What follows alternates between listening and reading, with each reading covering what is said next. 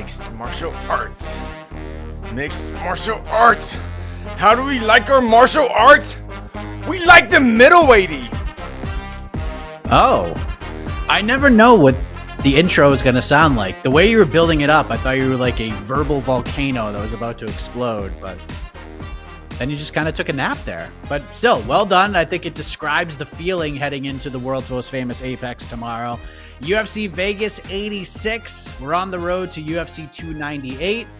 And yes, middleweights, Jack Hermansson, Joe Pyfer will headline this card. And thank you for joining us for the UFC Vegas 86 live preview show here on MMAfighting.com.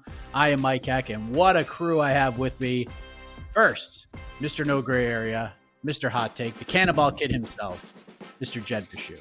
Jed, how we doing, my friend? I mean, better if we were talking about more fun things. Can we just open this up? Could this just be another Q&A episode? Because UFC Vegas 86, while better than 85, still leaves a lot to be desired. Well, there will be a Q&A at the end of this, don't you worry. And we had to bring him back. People were so excited to have him on the post-fight show last week. We had to bring him on the preview show as well. Let us say hello once again to Mr. New York Rick, Eric Jackman. New York Rick, how are you doing on this Friday? The current reigning king, Prince of Positivity. I am here to capture that title because, as you know, I tend to bring that. I'm doing well. I'm doing great. It's fantastic to be with you guys. Beautiful day here in New York. So yeah, let's talk some fights. Also, Jed, can I just say, yeah, please. Can I say for Rick, congratulations, because having that positivity over the just rash of shit you have been on shows for this year. I mean, you have been an all-star stepping into the booth, and there's not been a lot of quality for you to talk about, my man. I love nothing more. Yes, but thank you, New York Rick. As soon as that main event last week ended, New York Rick had to jump on and talk about it. So A+, 5 stars, all of that for New York Rick. Jed, speaking of stars, last week you were like UFC Vegas 85. It was 0 Meshew stars. In fact, you were ready to give Meshew stars back to other cards in order to like compile them for future cards. Anything here? A half a one, a quarter star, any sort of shape at all? Does the marker cap even come off the pen? No, look at the board. I didn't even put the 0 stars on it because this is a better card on paper than last week's card. But there's still 4 middleweight fights on the main card this week. Like, I hope that it will be fun. You have already seen my predictions that I put out in our Slack channel. I think, like, how many fights are there? 15, 14, I don't know, a million. I think I'm predicting like 12 decisions. This might just be a tough watch. I hope it's not, because you never want it to be. But yeah, this isn't. You're a real hardcore fan if you're tuning into this Saturday, or you truly have nothing else to do. The day before the Super Bowl, 12 decisions, New York Rick. Are you looking at this card and thinking, boy, if 85 was a sloggy slogfest, 86 just might be bumping right up against it? Honestly, I have to admit, because of how bad 85 was from a stakes and excitement perspective, like I'm kind of okay with this one. Like it's slightly more appealing to me. It's a little bit of a step up that to the point where I'm so starved that I'm okay with it. I'll take it at this point, because I don't want to have what we had last week again. I agree. This main event is not last week's main event, so let's just get right into it, Jed Meshew. Jack Hermansson, the wily veteran, definitely an all-star for the middleweight discussion, but he gets put in these types of situations quite a bit, and more oftentimes than not, he plays spoiler. Did it to Chris Curtis. He's done it to other fighters in the past, and now he takes on Joe Pyfer. Yeah. Now he gets to take on Joe Pyfer, and Joe Pyfer has just been on a rocket ship ever since winning on the Contender Series. When you think of Dana White's Contender Series, it's kind of synonymous with Joe Pyfer right now due to the Dana White beat Joe Pyfer speech. And Joe has taken full advantage of that. He's taken on all the competition put in front of him. He's ran them all over. And now he's getting a guy just outside of the top 10 in his first UFC main event. Your thoughts on the matchmaking here? Did the matchmakers get this one right? Oh, this is really good matchmaking. I think the fight probably won't be that like interesting, but this is exactly what you're trying to do with Joe Pyfer. Like this is he came in, he got whatever 3 wins, I think, under the banner at this point. Looked good, looked impressive, kind of built the aura, the mystique. He's been on Ariel's show a couple of times. You know, he's a guy who is gaining momentum, and now he's been around enough. Now you throw him in. All right, if he beats Jack Hermansson, a little bit older, a little bit weathered, right? But been a stalwart of this division for I don't know forever. And he comes in here, he beats him. He's immediately sort of a top 10, certainly a top 15, sort of a top 10 middleweight. He's a guy who, okay, give him a year or two, he can challenge for the belt. Maybe like he can maybe build up and work that way. You're not going to make a star in the Apex ever, but this is a good sort of launching pad for him to move his way into bigger and better things. If he can get the win, Jack Hermansson's not like a pushover, and he's, history is against Joe Pyfer. Jack Hermansson has alternated wins and losses for the last like 6 years. So he's due for a win according to that. But other than that, like Joe Pyfer should come in, have a good day. And maybe his next time out, instead of headlining an Apex card, he is headlining a fight night card somewhere real, or, co-main eventing a fight night card on a pay-per-view main card, something like that. So this is just like, this is textbook matchmaking. This is how it's done. And, hats off to everyone for it. What do you think, New York Rick? He comes into the UFC, gets the finish of Ozzy Diaz, gets Alan Amedovski, who I don't even think is in the UFC anymore, gets Gerald Mearshart, who is on the Get or Get Got All-Stars team for sure, and then maybe the captain of the Get or Get Got All-Stars is Abdul Razak Al Hassan, and he kind of just threw him around like he was a small child before finishing him. So do you like the matchmaking here, or do you think potentially because Jack has played spoiler so many times in the past, maybe it's a little too soon for this step up in competition? Yeah. In the case of the Al Hassan fight, like he actually looked like a child in there. Like he looked 2 weight classes bigger than him. It was kind of startling to see. Pyfer's a big boy. As far as like the matchmaking goes, I have to admit, I probably thought there would have been maybe an intermediary step between his last opponent and Hermansson. I thought maybe there would have been somebody who's a little bit fringe, like right between there.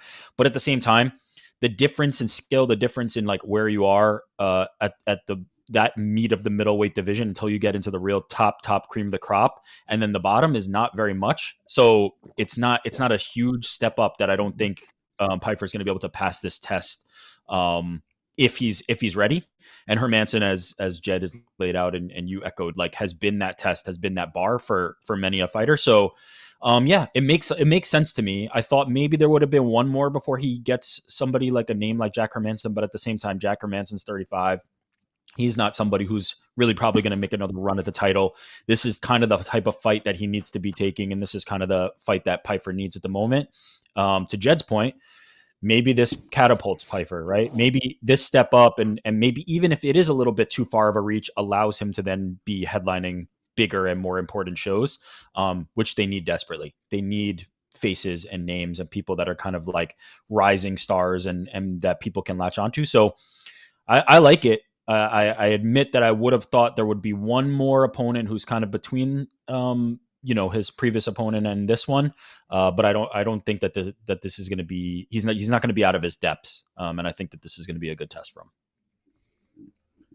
Jed, do you think if Joe Pyfer goes in there, and because I think most of us are all in agreement here, and we'll get to picks in a moment, that if Joe Pyfer wins, we ain't going to the cards. It's going to be quick and it's going to be brutal. Maybe we get to round 2. It's going to be a finish of some kind.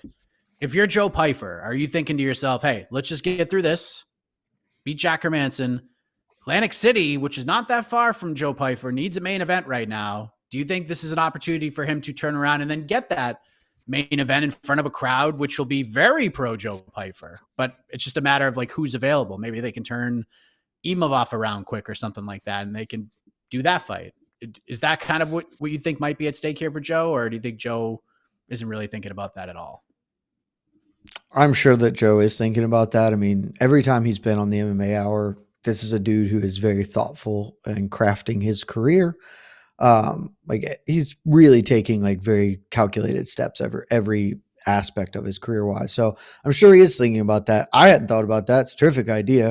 If he goes out here and knocks him dead, I am not sure that the UFC would be ready to headline a real fight night with him. Maybe. I mean, he's got a little bit of juice behind him, but to Rick's point, if Rick, and among others, chat has jumped in with, thought maybe he needed one more before this step up.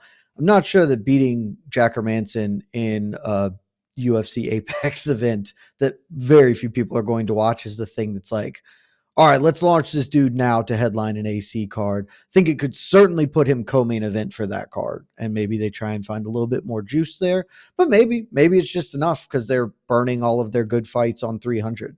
So that is almost certainly what's at stake for him. And I would very much expect him, if he goes out here, does what I think many people expect, gets a great knockout win, cuts a sick promo, says, hey, I'm Atlantic City. I want to be there. I think for sure he's on the card, at least at the co-main, and maybe he does have an outside shot at the main event. Eric, biggest question you have about this fight, whether it's on the Hermansson side, the Pyfer side, or just from a stylistic perspective?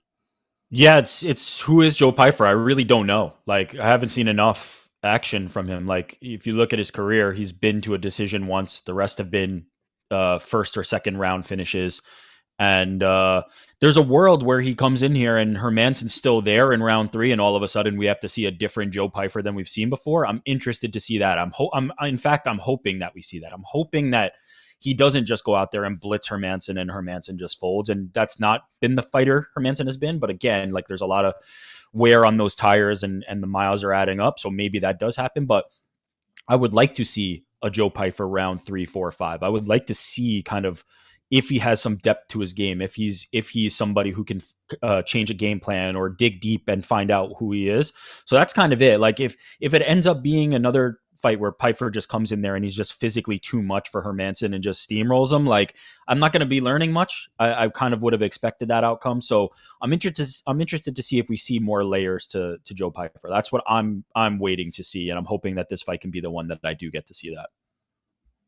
Do you have similar questions, Jed, or is there something else that sticks out in your mind? I have a lot of questions about Joe Pyfer. I mean, all for very similar reasons that Rick laid out. He's real rough around the edges. Like, if you go back and watch his fights, like, he is clearly working with some good tools here. Extremely powerful dude, but he has a lot of technical refinement still to go. Like, if you threw him in a title fight, I don't think that it would go very well for him immediately. But that's what these sorts of fights are for. Like, it's partly why I really like the matchup too. I didn't mention it, but I think this is a really good litmus test. This is not just a stepping stone. This is a real test for Joe Pyfer against a guy who has a lot of veteran savvy, has sort of knocked back challengers like this before. And we're going to see if Joe Pyfer is developing in the way that would make him a future title challenger. So I would love to see that. I think we will. I think Jack Hermansson has enough left in him to, like, provide real resistance here, but it also wouldn't totally shock me. Joe Pyfer hits real hard, and it's not like Jack Hermansson has the world's greatest chin. It's a fine chin, but Joe Pyfer is a very, very powerful individual. So like Rick, I would love to see a little bit more out of him this time around, but won't be totally shocked if we don't see that yet. Well, according to our friends at DraftKings, use the code TheMMAHour, get yourself a nice little special deal. Joe Pyfer, big favorite, minus 258. Come back on Jack the Joker Hermansson, plus 210. New York Rick, who is the pick for the main event? Yeah, I mean, it's got to be Pyfer. I just think that that's where they're at in this point in their careers. But I will say, like, if we're talking bets, I would go maybe like the under, or I would go, does not go to decision. I think there's a real world where Pyfer either gets him early, or as it gets into deeper waters and Hermansson is still there, and we've seen that before, maybe he finds something. Maybe he's able to find a submission somewhere. Maybe he's able to just overwhelm Pyfer, who hasn't been in that spot before. So that's where my mind is at, is more that I think this fight is not going to the cards. I could see a world where it's Hermansson later, Pyfer early. But if I'm just flipping if I'm just picking a side, it's going to be Pyfer. I think, yeah. To Jed's point, he there are some things that you can see like he needs to work on, and that he's rough. But at the end of the day, he is just a physical specimen. The dude is extremely big and extremely powerful, and that's that's a really good combo when you're not fighting the upper tier. That where you have to have more than that. When you're fighting the lower tier, that's really pretty much all you need, and he's got that in spades. For those wondering, the over-under for rounds 2.5. Under is -160, over +124. Jed, what is your pick? Do you have a bet on this fight? I have a bet on Joe Pyfer by knockout. Let me find out what it's at right now. I got it at like +130, something like that. I think it's just the overwhelmingly likely outcome. Like I said, I hope Jack Hermansson can test him. I hope he can make this sort of more interesting, but at some point it's also, you just got to have fun with it, man. And it's way like picking Jack Hermansson. If you're a Jack Hermansson fan, one, shout out to all three of you out there. I'm not sure what would compel you to be a Jack Hermansson fan. Like, he's a fine dude, but like, I don't know why he would grip you like that, but good for you, I guess. But unless you're that, like, you just want to join the ride. You want to get on the wave. Joe Pyfer has the energy. He's got the momentum. Jack Hermansson's never fighting for a belt. Joe Pyfer might. I'm not sure that that's true, but he could. So I'm going to back that dude, and I'm going to back him to do it in the way that he wins almost every fight, which is by knocking fools out. Yeah, it's probably Joe Pyfer by knockout for me as well. I hope this fight does get extended. I hope we get to see at least a round 3, but I don't think we're gonna here. I think Hermansson's gonna weather an early storm, and then we're gonna be like, ooh, maybe things will get a little saucy. But I think Pyfer will have enough. We'll have plenty of gas left in the tank to take that damage bar down all the way to the red, and then eventually to nothing. So give me Joe Pyfer KO round 2, and we'll see what happens. Co-main event. It's a good one, New York Rick. Dan Ige versus Andre Fili, battle of wily veterans. This is really good. Last week we had Drew Dober versus Renato Moicano in the main event. Now we drop down to the featherweight division, another very fun division, a very deep division. And we get Ige versus Andre Fili. I know we're supposed to get Lerone Murphy in this spot. Would have loved to have seen that, but getting Andre Fili in here coming off of a big finish win in December, not a bad replacement, is it not? No, I really like Andre Fili's position here, and you know, if we're looking at Andre Fili's career like objectively and really being honest with ourselves, this is typically the one where it falls apart. He comes off this win where you go, Andre Fili's going to be a guy. You go, I saw it, it's there. All the signs are pointing toward this, and then this is the one where he just drops a lackluster decision.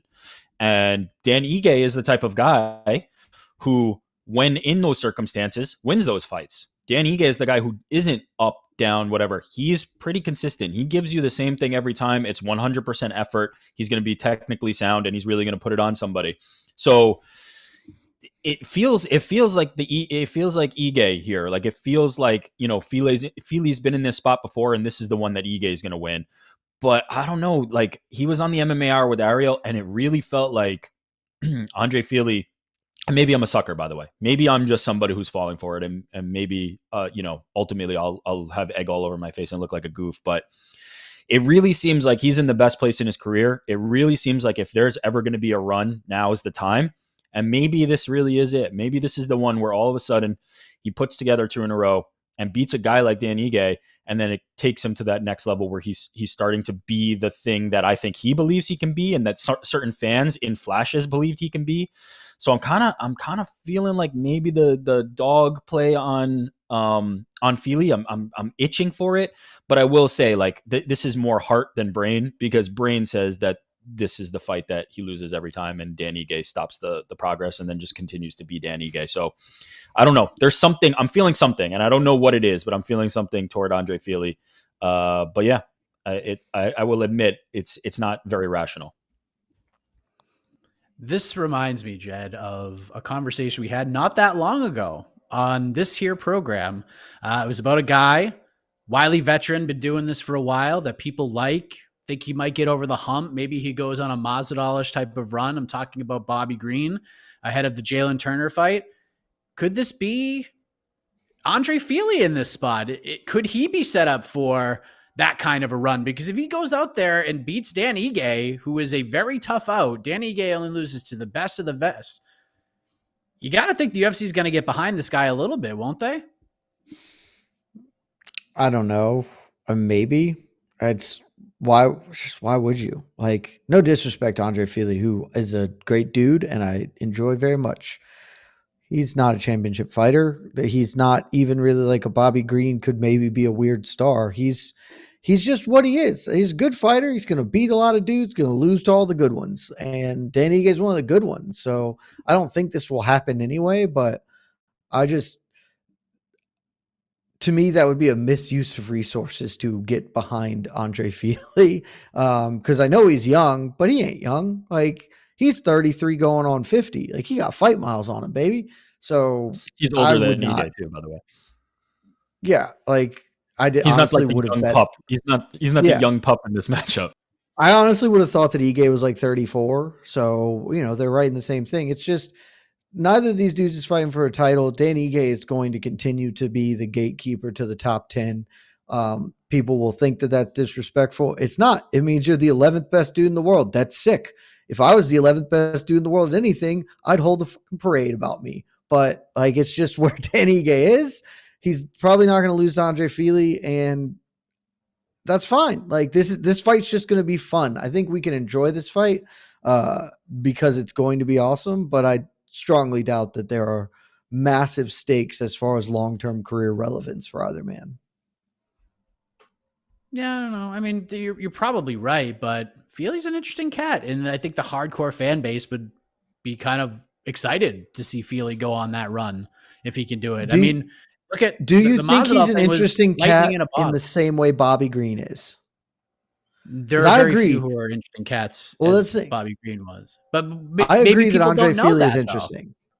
But what DJ is super interesting. The UFC couldn't figure out how to market Demetrius Johnson. Like, you can't market interesting people. They market insane people, and Andre Fili's not insane. I love Bobby Green. He's a crazy person.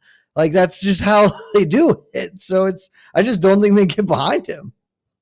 Yeah, I think Mike was right in the sense, though, that it would be more for the hardcores, right? It would be for the fans who have been in it and seen him go up and down. No, yeah, well, they're not. Some of them are paying the bills. Some of them are paying the bills. But you're right. We're on UFC Apex 86, my guy. When are they doing shit for the hardcore fans? They just announced the worst fight I've ever seen to main event Apex 88 or whatever. I think you're mistaken. The tweets that I see, this fight card is a low-key banger this week. The hardcores really love these Apex shows because they are low-key bangers, and you can't judge a card until it happens, Jed. That is what I've been told I can judge Jairzinho Rosenstrike versus Shamil Gaziev. I could judge that right now. Not allowed. It has to be completed. You're talking to the man who invented heavyweight overs. I'm going to watch that fight just enwrapped, but come on, man. They don't do shit for us. Well, maybe Dan Ige and Andre Fili could do something for the gambling community. Dan Ige -170, come back on Andre Fili +142. Jed, seems like you're leaning towards the favorite here.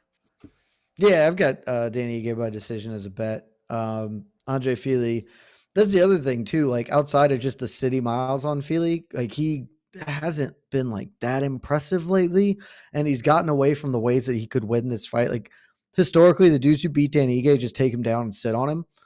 Bryce Mitchell just took him down. Movsarevlev did that. Fili, one point in time, like, maybe could have tried to do that, but he hasn't done it in years. I think this will largely be a striking contest, and Dan Ige's got a little more craft. Should be fun, though. Like I said, like, these are two dudes who are quite fun to watch fight. And if you're looking for reasons to tune in on Saturday, this is one of them. The main event has a storyline and a fight that probably won't be that interesting, but could have a great knockout. The co-main event is going to be a fun fight. It is one of the reasons to tune in. Yeah, Rick, who you got here? It seems like maybe Andre Fili +142. Would that be a dog pick for you? Yeah, hope and a prayer on Andre Fili, but don't be surprised when you're shredding that ticket and Dan Ige has won 30-27. Pretty, lackluster, unimpressive not getting out of third gear performance. But there's something. I don't know what it is, and this is not gambling advice. Do not take this advice. But that is my lean at the moment. I mean, it's a vibes pick. Vibes picks have paid off. 100%. Love vibes. Yeah, Jed, you had it with Sean O'Malley. You picked him with confidence all year, except for one that just gnaws at you and will continue to forever with Sean Strickland, and Israel Adesanya. Yes, we had to bring that one back to you. Rest of the main card, Honestly, Ihor Potieria. Ihor Potieria versus Robert Brycek. That is not going to last very long. Brad Tavares, Gregory Rodriguez.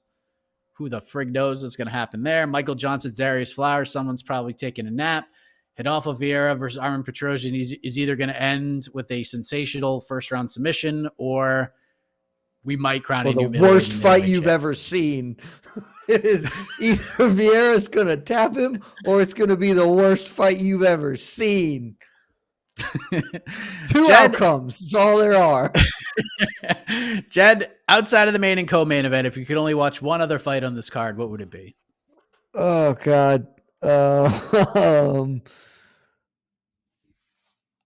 My answer will be Brycek Potieria, not because that fight is meaningful or good, but it will be quick.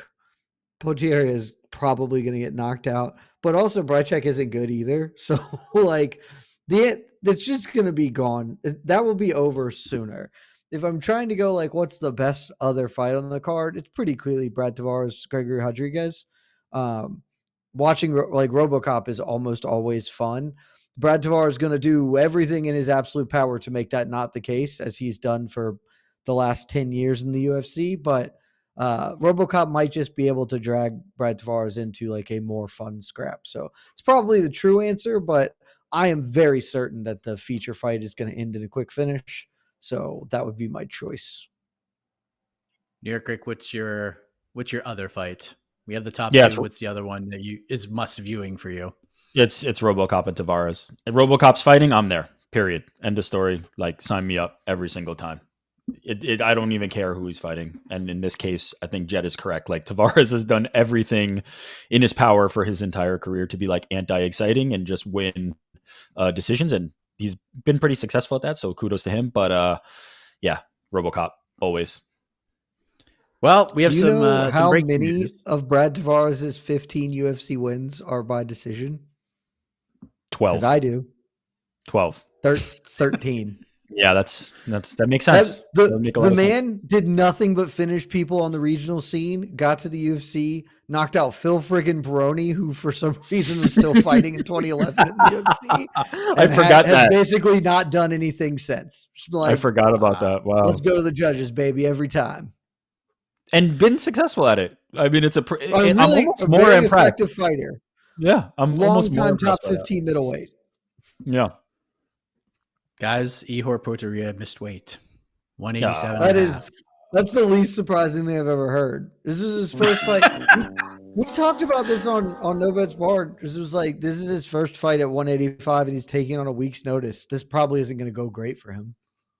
Yeah, I mean, he didn't miss by much, so maybe he tries to cut the last pound and a half. Who the hell knows? Or maybe he didn't try at all and is just taking the penalty and he'll be fine for fight night. Who knows? Because we've seen that a lot these days. It seems like there's a lot of fighters who are just willing to take the purse hit and not try too hard. So we'll see. I understand that. He is dropping considerably down in weight. Yeah. Daniel Marcos also, as of now, has missed weight by 0.25 pounds, but I have a feeling he will get a chance to probably make that. Yeah, for his fight with the Richie Lang. And I think as of right now, we're still waiting on Darius Flowers, and that's it. So there you go. That's the weigh-in update. Thank you, Shaheen Al-Shadi. On the other fights, shout out to Max Griffin, Jeremiah Wells. It's actually a good fight. Yeah. That's a fight. That is a quality fist fight that is taking place on the prelims. And like, if you want to be super positive, there's some other stuff here that's decent. Got a few Contender Series dudes coming in who will at least be fun, but we also have Zach Pauga fighting. So yeah, but he's fighting like the antithesis of Zach Pauga. He's fighting Bogdan Gustaf, who's got to get shot out of a friggin' cannon until he gets tired and gets held up against the fence for 13 and a half minutes potentially. So I don't know. That could be No, that no, could actually no be Hank's the gonna that get could him. actually be that fight where it's like either going to be super fun or Dude, tell me Bogdan Guskov doesn't look like Noho Hank. Like a jacked ass Noho Hank. Oh, that's great. That's great. That's very good. Wow. So yeah, it's, But then fortunately, after we get that, we still get Devin Clark, Marcin Prachnio. So I putting I feel a 4 real quick middleweights finish and in that 2 one, right? light heavyweight fights on one card is it's not the best booking I've ever seen. Not you yet. got You can't Loma. judge it yet. I like It's not watching over yet. Loma fight. Loma's coming, and then yeah, Trevin Giles, Carlos Prades. That could, that could go a number of ways. Timothy Kwamba and Bellagio Key is probably not lasting very long. So I don't know. We'll see. Post-fight show should be very interesting. Or maybe it won't I'll be there no much like matter this. what. Yes. New York Rick will be here no matter what to spread the positivity. Speaking of positivity, I'm sure the chat is just full of positivity right now. I'm sure the questions are full of positivity right now. Let's bring in E. Casey Lyden. Let's talk to the peeps. Remember, we do have the new super chat feature. So if you want to be guaranteed up on the screen, go ahead. Do the little super chat thing. Still learning as we go, It would but be super chatting with you. it will be super chatting UFC Vegas 86 with all of you. That's good. That's clever. That's clever. All No right. gimmick whatsoever. Not at all. New York Rick hair is amazing. Paul Acosta going crazy. Thank you. I agree. The hair is on point right now. But yeah, look, if Paulo wants to ever come back in, maybe after a win over Robert Whittaker, come back, give me a fresh cut. I'm always game. Anytime. Do you think Paulo can beat Robert Whittaker? I don't, Of but course. I'm going to Okay. root for my barber at all times forever. That's fair. Yeah. If he And wins, to- good. you know what? I will be out. I Say will be this. at the. I was going to say, let me just put it this way. If there was a time to believe it, maybe now's okay. Like, it's not the worst possible time to believe it. Because, a year ago, it would have been a real bad time to believe it, or even before that. So yeah, maybe. Blood in the water. Yeah. Weakness. Just got by DDP. The champ. Cost, yeah. All right. That's right, dude. baby. We got some. I'll bring some positivity. Yes. Sleeper card that I think will be very well received after tomorrow. I think we are going to forget about this card by like 1:30 p.m. Eastern time on Sunday because it's all roads pointing. Because I think about it from this sense because a lot of people like to listen on to the next one and like get the matchmaking. But once that show is out and you've listened to it, you ain't thinking about this card again. You're looking at 298 and nothing else. So I think it could be okay, but I think we're going to forget about this very quickly. The only thing I'll say is I do feel like there is something with Joe Pyfer. I really do feel like fans are starting to like pay attention, connect with him a little bit. If he has the performance that he can have, I think there's a world where his name kind of carries on, but the rest of it, yeah, there's really not going to be much to write home about or talk about. Dude, the Super Bowl's tomorrow. No one's going to talk about this. That's correct. I don't know if you guys know, That's correct. and for our international viewers, sure that's less, and but me. like in anywhere in America is going to be talking about the Super Bowl on Monday and or Taylor Swift And the And- UFC and Armin announcing UFC. Petrosian. And Armin Petrosian, they're going to be like, Yeah. wow, remember when Armin did that? Remember and that? then UFC 298 will be like this card doesn't exist. Honestly, it probably would have been better to do this card last week because there is something around Joe Pyfer and it gives him some breathing room from other things that are going to immediately suck up the oxygen in the room. I agree with that. Well, at least they're having it very far away from the Super Bowl. So far away. Yeah. Yeah. 2 It's miles. going to be a You full gotta- 20 hours. You got to take an and Uber. 4 you can't even walk miles. there from the. Yeah. All right. Well, looky here. Super chat. Let's go. Fili. Junior, yes. Jed, you're doing better. Wow, Up to a that's 7 out of 10. unnecessary. You bumped up a half a point, Jed. Love a half New York Rick point. can suck it. Joe by KO round 1. You know the 50 Cent. I mean, 50 Cent. No, is it 50 Cent? Who am I thinking? Yes, the 50 Cent God, you meme are where he sucking goes, it. What did I do? What did I do?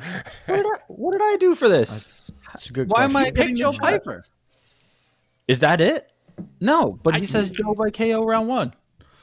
Maybe because you You said that pick you round- want to picked him see and- Joe struggle a tad. I don't know. Super chat again and tell me what I did, because I don't know what I did. Yes. Wow, And I- what a Super chat grift. What a grift from New York Rick. Pay me more money, please. One more super chat and let's get to the bottom of this. Yeah, I kind of want to know too. Well, I thought it was interesting. You said if Joe wins by, say, round 1 KO, that is not interesting to you. I mean, I'm not learning anything new. Like, I could see Joe go in there against top 10 beyond middleweights and knock them out, and I'm just like, okay, like, yeah, that's what he does. That's exactly what he does. Like, I want to see how he's going to do against the upper echelon and really. But so that means you're pretty high on Joe Pyfer. If you already think that he's okay, all right, you think he's an upper echelon fighter, so you want to see him already against upper echelon fighters, and I'm Jack not 100% Hermansson is sure. not upper echelon enough for you. I'm not sure he's an upper echelon fighter, but we will not find out by him starching dudes who are just not physically capable of withstanding what he can bring. That will never tell me if he's a championship fighter. If he faces some adversity, then now I can start to see, okay, is he an upper echelon championship fighter? I think he has the tools to be. I definitely believe he has the tools to be. I always thought that. So, I mean, I understand what you're saying, but it's such a weird. I always think it's such a weird concept. Thinking, well, if he wins, he dominates and gets a first round knockout, cool. But if he gets his ass kicked and comes back and wins, then I'll be impressed. I think it's about the context. It's not necessarily an ass kicking. It's just seeing something different, right? If he faces some adversity in the fight, doesn't mean he has to get his ass kicked. Well, it means maybe he's on his back taken for a down, bit. loses a round. Yeah, exactly. And maybe he has to get up, and maybe it's not just finding that button in the first 5 minutes. That to me is interesting. That I'd learn more about him. The same way, honestly, like if you look at a guy like Sean O'Malley. Sorry, Jed, I saw you trying to jump in there. But like when we learn more about Sean O'Malley, that's when he became a fighter that I was confident could be in the upper echelon of the sport and could be top tier. And it wasn't when he's just lancing like Eddie Wineland. Like, yeah, that's exactly how that fight's going to go every single time. There's not a time you could run that. That's not exactly how that's going to go. So I just want to see something different. Like I'm fairly confident he could do that against those guys forever. So yeah, that's where it's coming from. Yeah, for me, like he doesn't need to overcome. Like I just want him to look better because like he is. Watch him fight and watch Bo Nickel fight, and sure, they're just two. The way they go about it is very different, despite the fact that their results are the same. And Bo Nickel's the greatest prospect, arguably in the history of this sport. So whatever, but like I wanted to see him come out. If he comes out there and beats the brakes off Jack Hermansson, but he does it looking the same that he has, I'll still have those questions. Be like, yeah, you need some technical refinement. Like where are we going here? Like, I think this is going to run to a limit. But if he comes in there and looks like way smoother, because he has never looked particularly smooth in the UFC. He has looked overwhelming and he has looked like a physical force, but he has not looked like a smooth technical fighter in the same way that like when Bo Nichols rocked whoever he just killed, I don't even remember his name off the top of my head. Like the hands looked smooth and good, not just that he hits real hard. I want to see that from Joe Pyfer to be like, hey, you are a legitimate title threat, not, hey, you're a physical freak. And so you're going to do very well, but you're probably going to be capped out. I just want to see development, however that comes. Yeah. You've said that better than I've said that. Like against Al Hassan, like Al Hassan was sunk from the first 30 seconds. He wasn't throwing for some reason, and he's a super powerful dude who has power. He literally wasn't even throwing. He's standing in place waiting to get starched by Pyfer, and it took Pyfer a little longer than I would have expected to do it for those reasons. So yeah, I want to see some of that. So I think you've said it better than I've said it. All right. I'll move on. Because Casey, I'll be honest, if he starts getting the wood put to him by Jack Hermansson, I'm going to think less of him. Like, I'm not going to be like, hey, you overcame Jack Hermansson. But like 35-year-old Jack Hermansson just put the tips in him for 6 minutes before he came back. That's bad. So, yeah, that's a worst case scenario. Yeah, but move on, Casey. But isn't that how we have to learn about Joe Pyfer? He has to somehow lose for us to learn something. Not lose. It's not about losing. It's not about losing. You say, you if Joe Pyfer, if Hermansson Hermansson wins a round, is that putting the wood to him, or is that just him losing No. a round. It depends how it looks. It's not. Yeah. This is not a results analysis of it. It's He doesn't need to pull off like a miracle comeback. That's not what I'm looking for. And to Jed's point, like I'd think less of him if that was the case. He just needs to not be steamrolling a guy because he's 3 heads taller and hits like a truck. Like that's not the only. That can't be your only tool in your arsenal. There needs to be something else. I mean, it can, and it works for like a lot, but it'd be better to have more tools. Like it's worked for him stunningly well so far. Yeah, to this point, for sure. Yeah. I'm not saying they're on the same I mean, level. look, it's not exactly the same, but like a lot of people learn more about Khamzat Chimaev in the Gilbert Burns fight than any of his other fights. Yeah, like a ton, way more. And not everyone gave him the credit for that win, but he still went out there and won. And even the Usman fight to some extent, where he got dinged up pretty quickly, but the Gilbert Burns fight, like that was the moment I was like, all right, like I'm more sold now because he can get in the dirt a little bit and still win and still get cracked and still somehow get on the other side of it, even if his game plan is thrown off or he's doing something completely off the page. We learned something that night from Khamzat, whether, you want to downgrade the performance or not. It's not exactly the same, but that's just an example of it.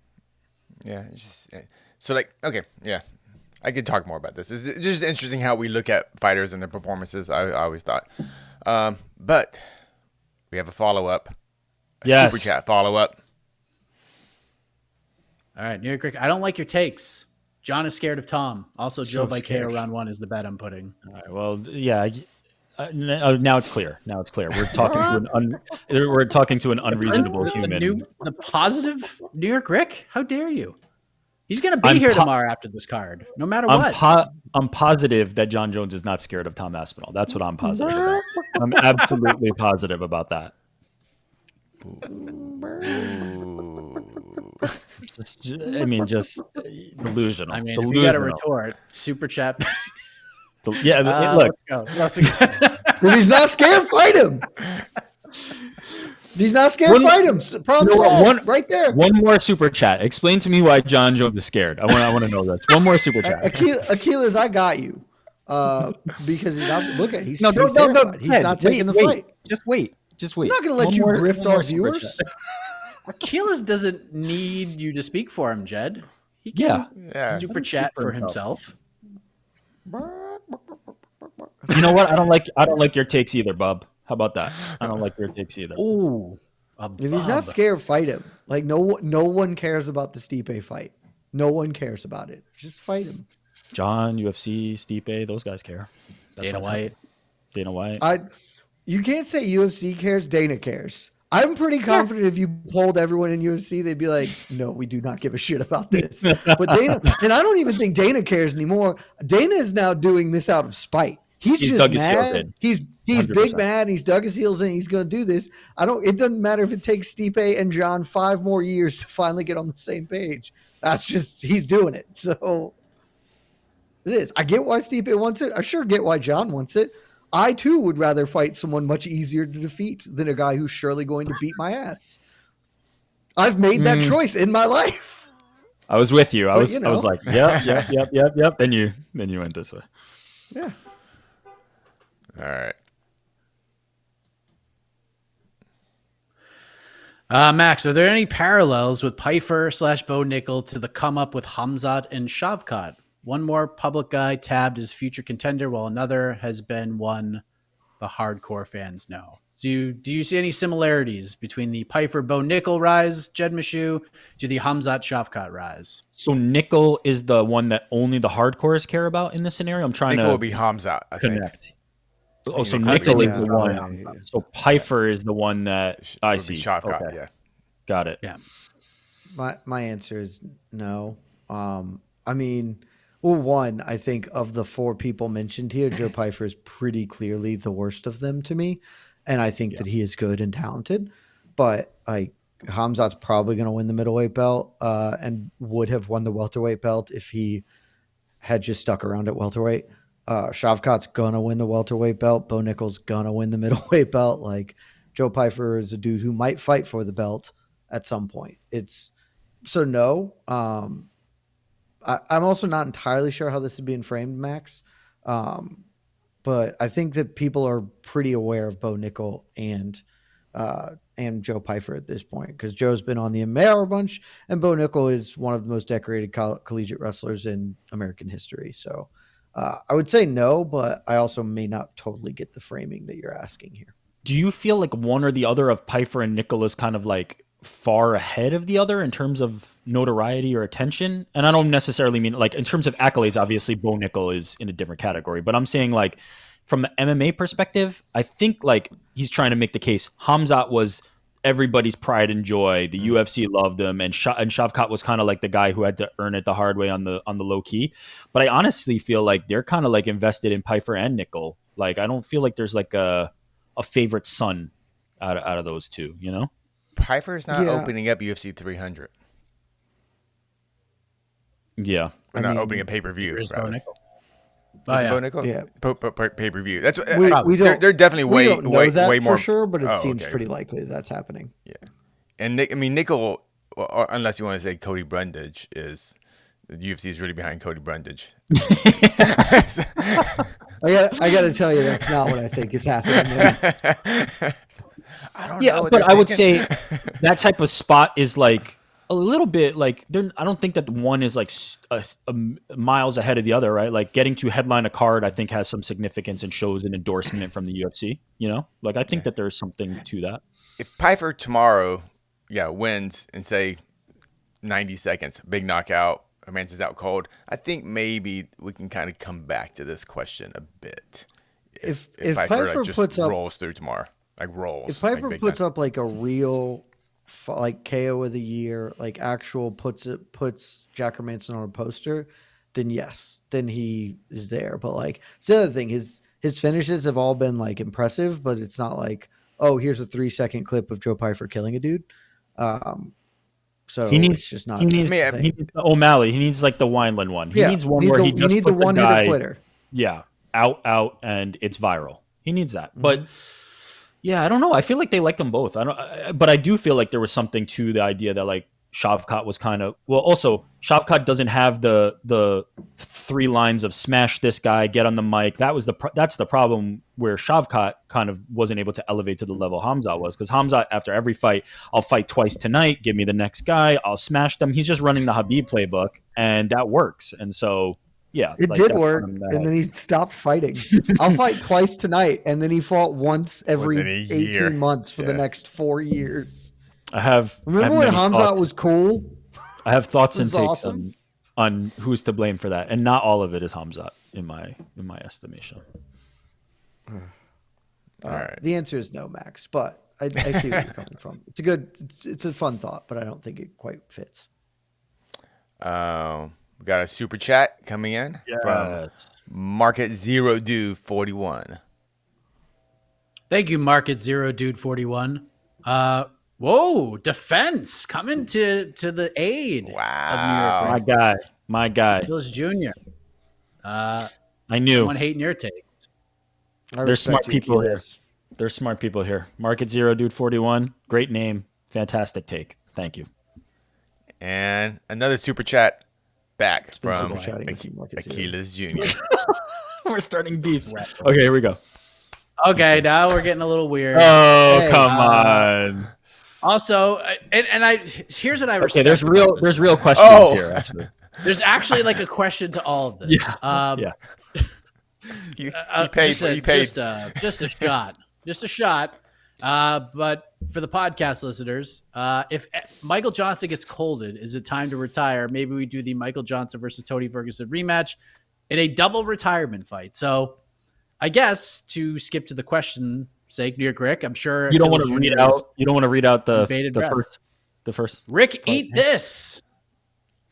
And then describe. I can't just less than hyphen, double hyphen, and a 3. number 3, and a triangle. It's like a math equation I can't quite figure out. You know, it's like some kind of equation. Bow and arrow. I want to apologize real quick. Less than super negative 3. That's what I'm reading this as. When I put this on the screen, I misread it, and I thought eat this with an arrow pointed to it, and then 3 also. if MJ Number 3. Also, by the way, this is the third point. Yeah, I read it like that. Yes, that's what it is. What happens if Michael Johnson gets knocked out by Darius Flowers on Saturday? Anything? Nothing. The same thing that any other time Michael Johnson's been knocked out. Like, he can come back and try to knock somebody out or get knocked out himself again or not. Like, it's really, there's really no stakes in that. It's a ridiculous answer. There's obviously a lot of stakes because if he gets knocked out, then you know what that makes his next fight? The battle for 500. So if he gets knocked out, he'll be 21-20 in his MMA career. And so then his next fight can get him back to 500. There's a lot of stakes. Wow. Huge. If Michael Johnson gets knocked out, we would just say that guy has had the weirdest career ever. And if he wins by knockout, we will say that guy has had the weirdest career ever. Yeah. Dude, he has fought just a murderer's row of human beings and just winning and losing. It's a very noble, for lack of a better word, career. Like, he was just in there when lightweight was a Shark Tank of all Shark Tanks, and he's just like, yeah, fuck, I'm gonna go in there and try and knock this dude out, or he's gonna get me. Period. End of story.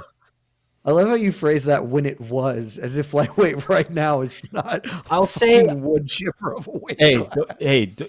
Believe me, I've taken many arrows for lightweight is still better than bantamweight. Trust me, I've borne the brunt of many people who feel like somehow bantamweight is better, and I still disagree. I think lightweight is better, but I will say I did think it was better back then, a little bit. It's just been the best. It's just been the best. It's always been the best. It's always been the best. Casey's a bantamweight truther. I can feel it. I can feel it.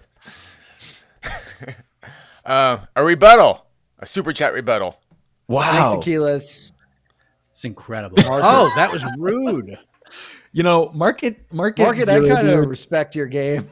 He's very kind. He's very nice. He's very approachable. You can tell, but the cut of the cloth that this man is cut from, like he's one of a kind. He's truly a nice soul, and we appreciate you. He's actually one of 41, Rick.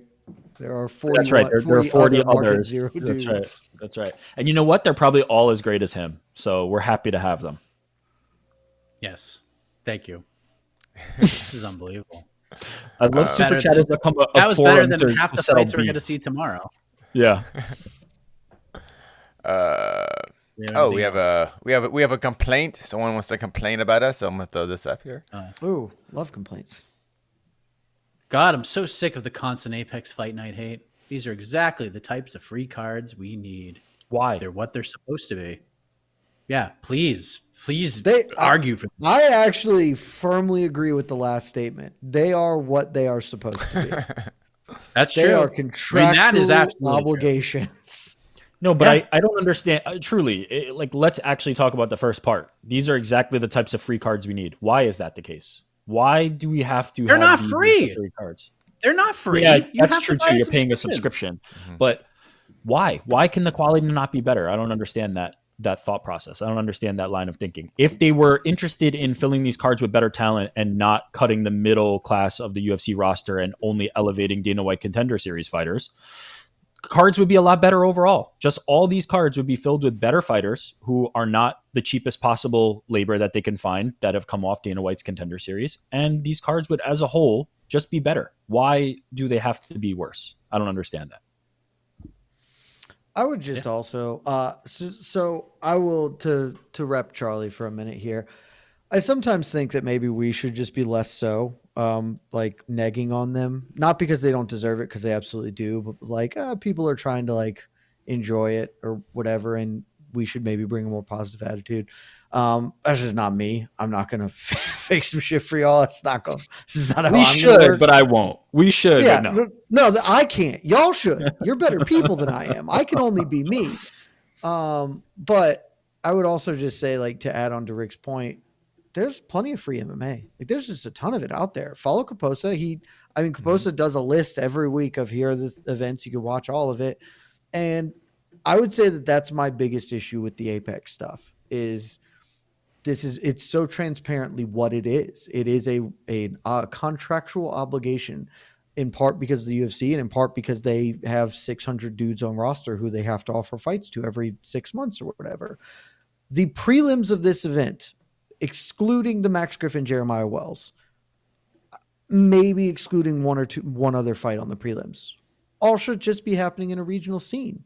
And that's fine. Like, and if you want to watch that, that's terrific. There are YouTube streams. There's a whole other avenue of place to watch dudes fist fight who aren't refined products, but you're just getting not like people who are not fully formed, who are not booked up. Like, and that's just not cool. Like, we don't have to, we could get better. You deserve better as a fan, and you could get better if you demanded more. And instead this is what we need. No, if you feel that way, watch, I don't know, Alaska FC on Fight Pass. They're every Thursday or whatever, you know? Yeah, I think there's a big difference between this weekend. Yeah. Like, and there's lots of offerings like that, but I think there's a big difference between somebody saying, how could you enjoy this card? You should not enjoy this card. Nobody's saying that. At least I haven't heard anybody saying that. Enjoy the card. If you're into the card, enjoy it. Nobody's saying that. But to say this card can't be better or this is what we should get objectively, like that's not true. Like, if this was branded Alaska FC, you wouldn't be saying this is so great. It's only because it has the UFC label on it that we're saying, okay, I accept this now. If it had a different label on it, you'd be saying this is Bellator, this is PFL prelims. 100%. We can't 100%. Enjoy this. So let's just be transparent and real about like what we're talking about. Nobody's saying not to enjoy the card. If you enjoy it, and I think, I made the case earlier that I thought last week was not enjoyable. This week seems a little better for me. There's something that I'm interested in. I'm going to watch. That's fine. But like, I don't think we should wholly accept like, yeah, these cards are just going to be what they're going to be and they're going to suck. Like, I don't agree with that ultimately. I think that's not the right attitude to have. There's somebody who actually, has a retort. Happened on Twitter. You might know him. He's been on the MMA Hour. One of the funniest guests that has ever appeared on the MMA Hour. His name is Don Davis.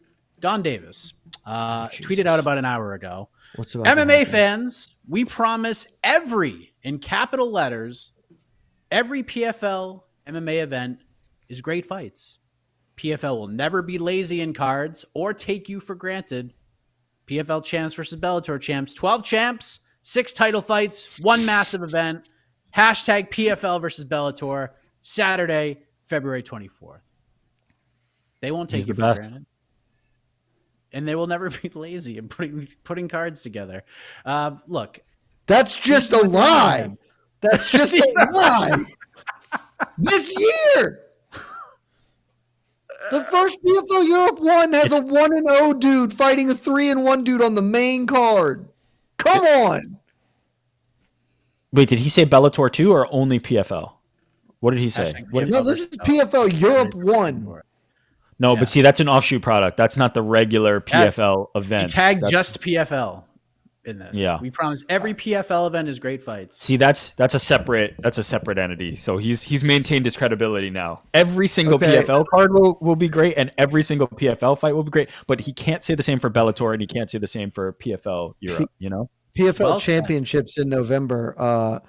Phil Karakapa versus Kai Wu. No, new era. I will pay you $1,000 if you could name anything about either of this. Post-merger. Yes. Okay. And guys, look, I would say, you want to go there, Rick? I can pull up the champs card. One of these is going to be garbage. Yeah, I got one. I'm sorry. One would be special. Yeah. Biagio Ali Walsh fighting Emmanuel Palacio. We think that's a good fight. Special attraction. Special attraction. Yeah. There's no hate. It's a lie. You just don't have to lie, Don. No, but try to also be positive as much to as actually we can. bring this 55 minutes on this card. Like, there's got to be something to talk about, right? To actually bring this back to the point at hand, right? If that was on a UFC card, would you be going, this is what we deserve? These are exactly the types of cards we need. Like, it's just not real. It's not real, unfortunately. But again, that doesn't mean somebody is saying to not enjoy what you enjoy. If these are the fights that you truly want and the fans are saying, I want this, great. Happy. Dude, you're getting what you want. I'm never going to yuck anyone's yum. Like, yeah, this is fine. Just, I just encourage everyone to have a more well-rounded life. And this is an early card, but weather's, at least here, the weather's pretty nice. I would say if you have anything else to do, do it. Tune into MMAfighting.com, great website. Keep you updated, highlights of the cool shit. And if you have time tomorrow, you can go back and be like, oh, I'll watch, what are the good fights? That's what I do. It's terrific. When I don't have to watch these fights, I'm like, okay, I'm going to skip all the garbage ones and I'm just going to go watch the good fights. It's so much faster. I don't take 8 hours of my life to watch 12 fights or whatever. So, but if you got nothing else to do, sure. If that's how you want to spend your time, great, man. I think what has happened is that a lot of the like Kaposa like minded people who used to like hunt and peck and pick and have to kind of try to find some of these things as a badge of honor, as an ability to say, hey, I'm comprehensive and I do all this, have now just become like, I've suffered through Apex 86. I'm a real fan. And it's just like, are you like that? Is that the determining factor? Like, I think that's the exact opposite of that. I think all of the weathered, just salty dudes who used to have to go to like when they did Facebook prelims and we were like, holy shit, we could watch the prelims now, because you used to not be able to watch the prelims for pay-per-views. You could just watch the pay-per-view unless you bought the VHS. Like that's my fandom. I know the real shit here. And all of the people like that are just like, yeah, this is garbage. And that's fine. It's all of the newer fans who are that's what I'm saying. They're clandestinely. Oh, I thought you were saying the opposite. I was like, it's just the people who are the UFC. No. Like this is their thing, and they want to own it, and that's okay. Like own your shit, but like we could just be objective about what's good and bad. That's fine. Yeah. Oh no, we're saying the same thing. You're gonna watch Zach Paluga fight this weekend, boys. Like I gotta tell you, I'm winning. Every 5 years, you're like, if you come in and watch the sport, in 5 years, one of two things are going to happen. You're going to start off having this sort of attitude, right? And then after 5 years, you're either just never going to watch the sport again, or you're going to probably talk a little bit more like we're talking right now, where you're a little more realistic because you've been through certain things. You expect a certain quality, and 5 years from now, it's not going to be the same. So trust me when I tell you, it's going to be okay. It's going to be okay. And I think you'll have a good time watching this card. It won't be the worst thing you've ever watched. I think it will be better than last week, but you can't defend last week's card. It was terrible. How many times have we gotten on here and said, it's not the worst thing you've ever watched, but is that the bar truly? Is that where we're at? Like, it shouldn't be. So it is the bar. It's not what should be the bar. Yeah. Yeah. I agree. Sorry, Charlie. That's all, buddy. Ooh. 14 fights. 14 fights. Starts at 4 though, right? It's early. But like, if this card was in the same venue as the Petr Yan Merab card, like it's still not great, but at least like there'd be a little bit of energy to it to make it feel like it's something. You know what I mean? Just agree. It's always. The Apex. The Apex is part of it too. It's like, there's no energy. It just makes it feel slower and sloggier. But all you have to do is like you can go to a theater, like Power Slap. Power Slap's sold tickets. They're in a theater for this event. Like there's going to be way more energy for that card than this one. They're shutting. I don't even think this one's open to the public from everything that I've seen because Elon Musk is coming. So it's just going to be like 7 people in the building. It's craziness. Well, like, here's where you need a little bit of energy. They should really paper the Apex events. That would be. Well, this is where I divert a little bit because I can't believe they don't let their families in for free. This is just their families. Just to hear like that's insane. Yeah. That's to me like just insane. I'm just corporate greed. I don't know what it is. It just doesn't make sense. At least have like screaming families and friends in there. I don't get it, but whatever. UFC's business. I don't hate the Apex as crowd. I mean, WWE used to have that screen in the back to like mock fans, not mock as in like you know what I meant, like mock up fans. I don't hate the Apex as much as most. I've been pretty clear on that. Like I find it to be minimally different, but that's the part where I understand it. It's the UFC's business. Like ultimately they're trying to maximize their dollar, and I understand why the Apex exists, but it's the fans who can impact that, right? If you don't, if the Apex itself is not what you want, then don't support that product and support another product. When the fight nights are out of town, those are the ones you watch. Those are the ones you pay to go to. Those are the pay-per-views that you go to. And that changes how the business is run. But as far as like, if the UFC is under any obligation to stop doing Apex cards, they're not. Like, that's, if you're tuning in, they're going to keep doing them, and that's what you get. So I am not anti-Apex, but I also don't think that card quality needs to be low. See, but you are anti-Apex, just not. How? It's inadvertently, because the Apex is a self-fulfilling prophecy, Rick. Because it's bad that, like, They have to legitimately, have bad fighters. I was legitimately thinking, like, if you just took this card out of the Apex and put it in even Atlantic City, Joe Pyfer's backyard, is this selling out? No, Probably. There's no fucking chance. No, probably is. Honestly, I think it is. Depending on what the ticket prices UFC's are, but yes, business I think in is general, so yeah. insane right now. Yeah, it probably would. I am deeply uncertain that this would do numbers in like a regular venue, just because like of the quality of it. Maybe it still would, because the UFC name brand is the name brand, but like my point being here, the Apex is bad not because the venue is bad, though I don't like the venue. It's bad because the UFC has internalized, this is our bullshit show. These are the shows we don't care about. They don't really care about any shows anymore, but like clearly they have a hierarchy of pay-per-views. If the viewership was low, Apex. If the viewership was low on these, they would care though. So I don't think that it's the UFC's fault but that's that what matters. it's what I'm saying. The Is a viewership matters self-fulfilling not at all. prophecy of the Apex has become what it is, and so they don't invest anything into this card. That's why these cards are this quality. The card would be better if it weren't in the Apex, because by definition they care more about their road shows. But it's just sort of, we're just in this is the pattern now. And I'd be fine with it if we just didn't have them so often. Again, I think the optimal plan is 3 shows a month, 1 pay-per-view, 1 road show, 1 Apex show. 36 cards a year. Boom. That makes a lot of sense. Card quality would increase drastically. Card quality would get so much better. The roster would get a little bit tighter. Everything would just be better. And they're never going to do it because they owe $42 a year to ESPN. The fact that we call pay-per-views, and we call these Apex cards content. This is good content. Look at March. Look at March.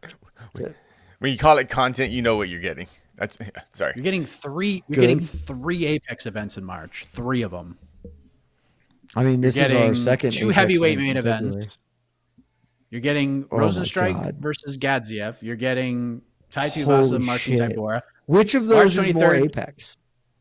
And then, but March 23rd, you're getting Rose Namajunas versus Amanda Hebos, which is honestly, I hate that more. To go to that one. That just feels rude to do to those two those two women. Yeah. Hebas and Namajunas they deserve better. But it is what it is. Anything else? What it is. Yes, of course. We have a super chat. Okay. Woo. Will The Rock get back in the WrestleMania main event? Important. Is he not? I thought he was. This no, I saw a slap. What was the news? Tell me, catch me up on the news. Rock slapped him in the face. Mike, you go. Who in the face? Set the scene for us. I watched it. I enjoyed it. I thought it was great. I watched it too. And one of my my first takeaway from all of this is like, International Fight Week, the UFC needs to do something cool like this. Like, not exactly the same, where like, but they should do something cool like that, where they like put a showcase on like each individual fight. They have a moment on the mic, they have a little face off, and then we're off to the next thing. Like, it was used so to be well those run. like it used to be those like go big press conferences that or like whatever they call them, the seasonal press conferences. Go big press conferences. Yeah. It was so good. But anyways, Seth Rollins comes out dressed like Seth Rollins, and then Roman Reigns comes out and they start jawing back and forth. Roman says, I made my choice because Cody didn't want to make a decision, so now it's my house, my rules. I want The Rock. And The Rock comes out and gets booed out of the building, starts to talk, gets booed even more, and then he shows like the family tree, and like they agree to this main event fight, but they like shake hands and have a moment as family members. And then Cody comes out, literally says, this is all bullshit. And then he says, I get to choose whoever I want. I choose you, Roman. Roman takes a shot at Cody's father, Dusty Rhodes. Cody takes a shot back at Roman and Rock's family. Rock gets in Cody's face, say, when you insult his family, you're insulting my family. Rock slaps him in the face. There's a pull apart. And that's the end of it. And then The Rock just kept cursing.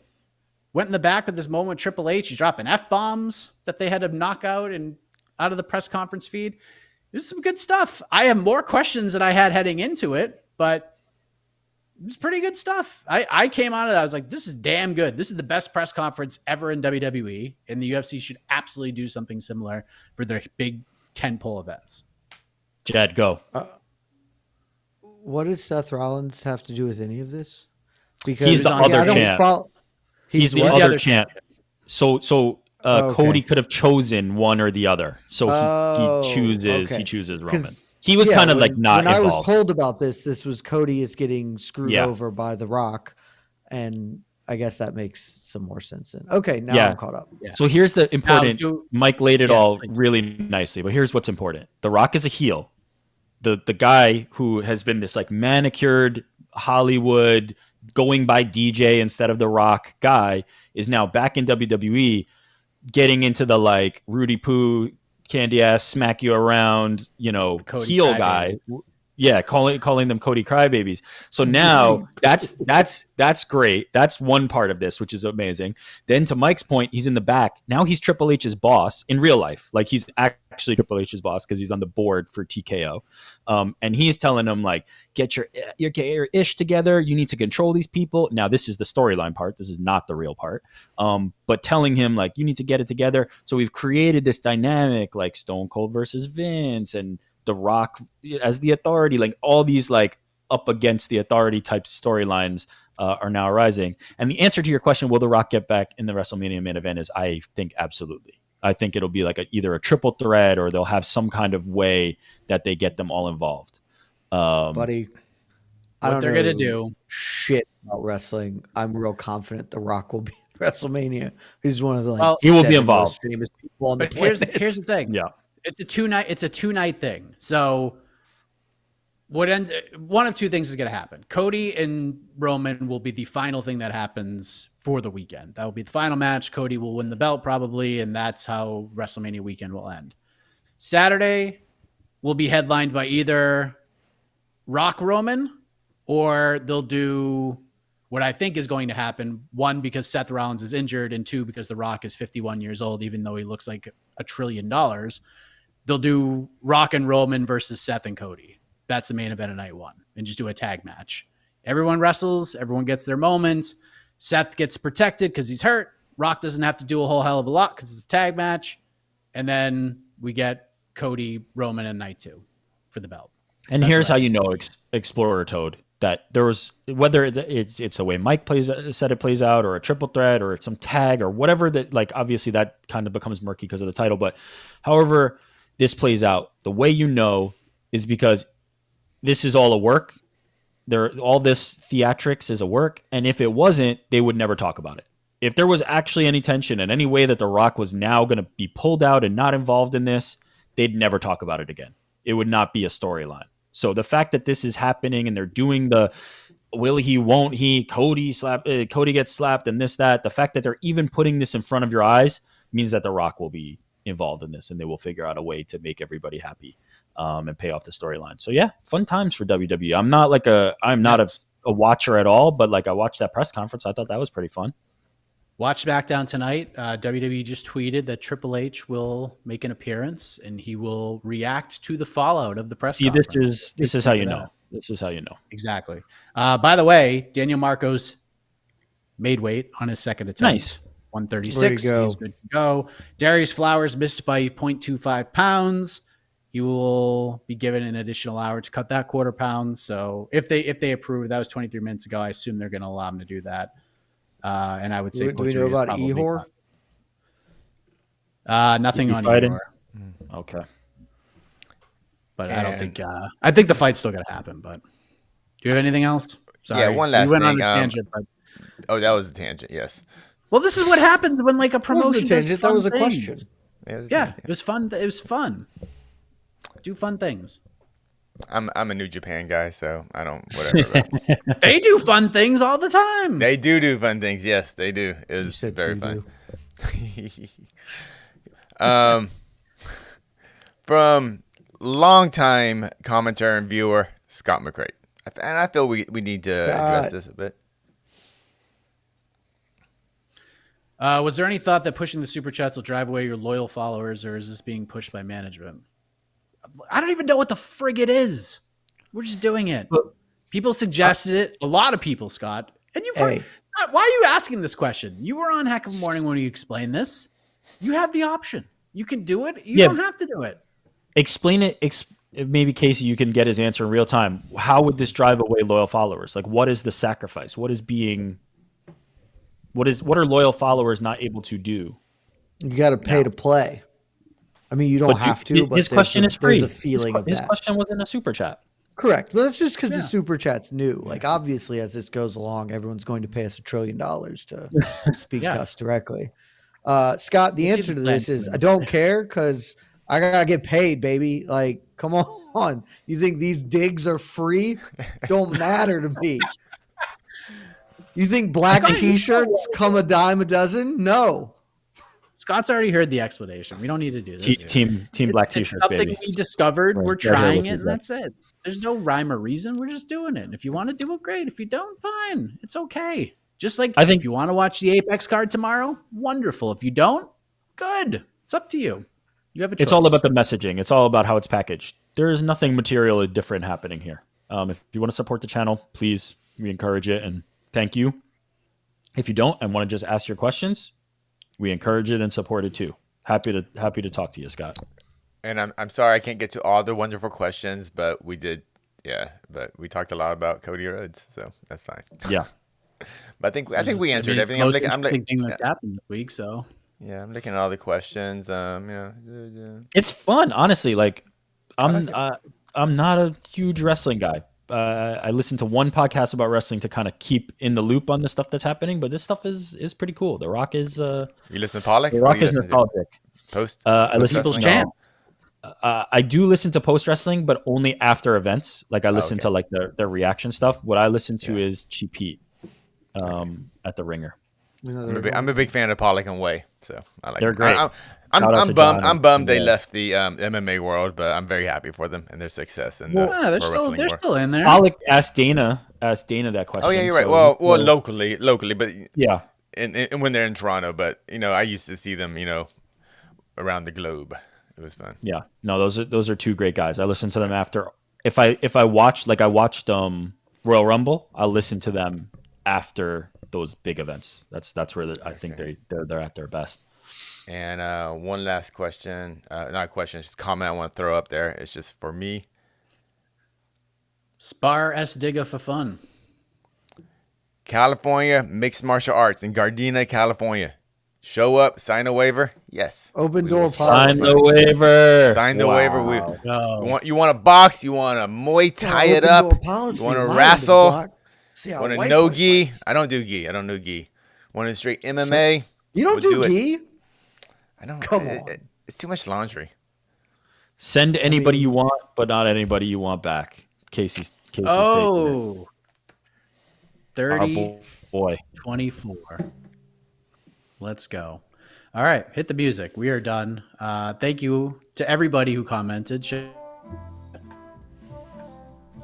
up. Whether you're into it or not, we love you all just the same. That was an adventure. Also, Mike, is Mike back? Mike's back. Mike, we lost you for a moment. Yeah. You got digitized. You got to do it again. Do your outro again. We love all of you, all equally.